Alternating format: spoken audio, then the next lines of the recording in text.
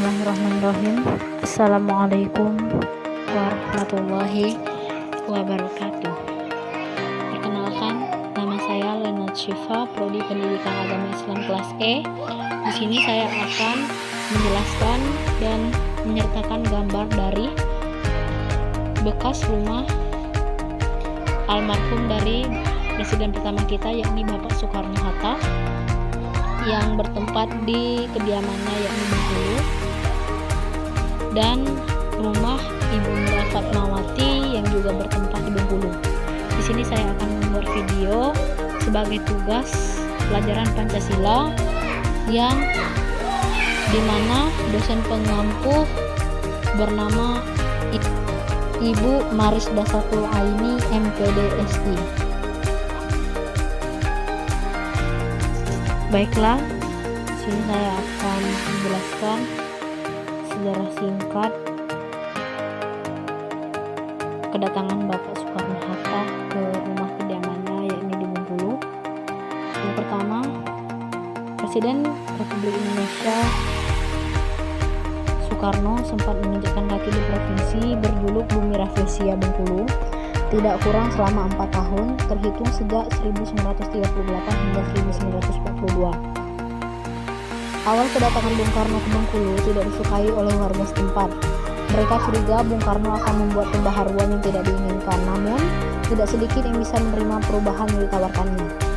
Bahkan menganggap Bung Karno sebagai tempat bertanya berbagai masalah, dari urusan agama, rumah tangga, politik, hingga urusan mencari jodoh bagi anak gadis setempat. Tidak tanggung-tanggung, ada 300-an anak gadis yang meminta dicarikan jodoh oleh Bapak almarhum Bung Karno tersebut. Banyaknya warga yang mendatangi rumah Bung Karno membuat Belanda gerah dan mengirim intel untuk mengawasi tamu. Mereka khawatir Bung Karno akan menularkan semangat perjuangan dan perlawanan. Akibatnya, warga tidak berani datang kecuali tokoh-tokoh setempat, sahabat dan teman seperjuangan, serta LCM Jacquet, pegawai Hindia Belanda yang mengurus tunjangan Bung Karno, yang lama-lama kagum pada Bung Karno yang ramah dan bersahabat. Baiklah, saya akan melanjutkan penjelasan tentang rumah Bung Karno, perpaduan arsitektur Eropa dan Cina.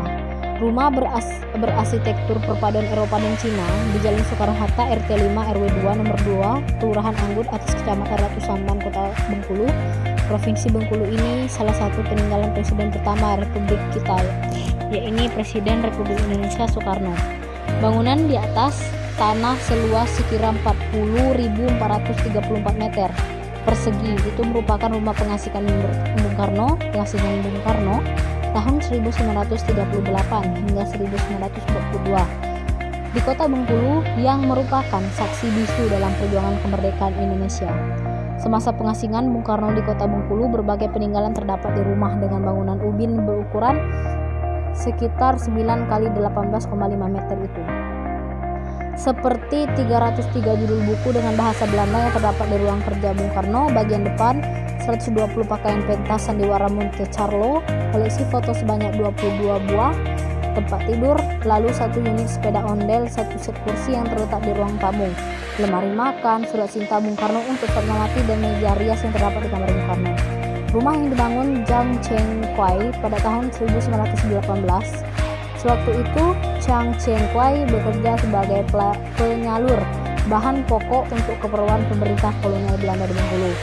Semasa kemerdekaan, bangunan ini pernah dijadikan sebagai markas perjuangan PRI, rumah tinggal AURI, stasiun RRI, dan kantor pengurus KMPI Dati 1 dan 2. Selanjutnya, penjelasan mengenai rumah yang pernah ditinggali oleh almarhumah Ibu Fatmawati.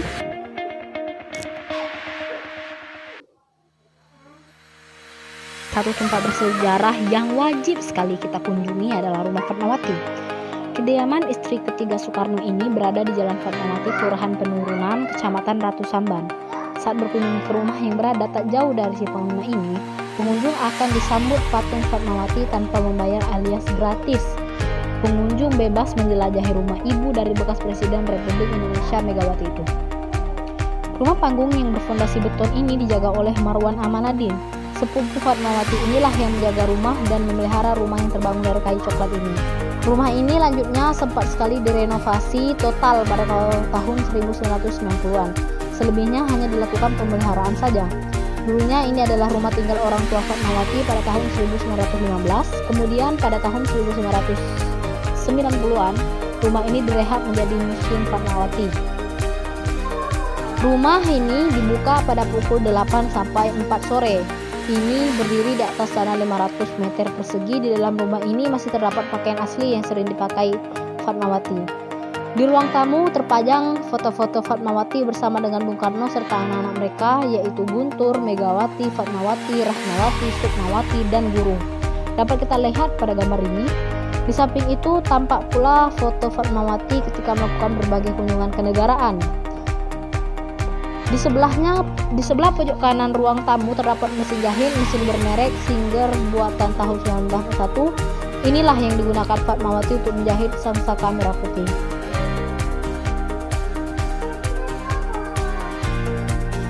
Rumah ini berarsitektur khas Bengkulu. Inilah Fatmawati belajar menjahit. Bahkan menjahit sudah menjadi hobinya. Tak ayal bila istri sang proklamator ini ditunjuk sebagai penjahit sangsaka merah putih. Kediaman ibu negara pertama yang lahir pada 5 Februari 1923 ini tak jauh dari rumah Soekarno saat dia singgah di Bengkulu dalam kurun 1938 sampai 1942, jaraknya sekitar 200 meter saja. Marwan mengungkapkan rumah pengasihan Bung Karno dulu menjadi pusat perkumpulan pemuda kota Bengkulu. Fatmawati pun acap bertandang ke rumah tersebut. Dari sanalah timbullah rasa cinta Soekarno pada Fatmawati hingga akhirnya mereka menikah. Mungkin hanya itu yang dapat saya jelaskan mengenai penjelasan serta sejarah rumah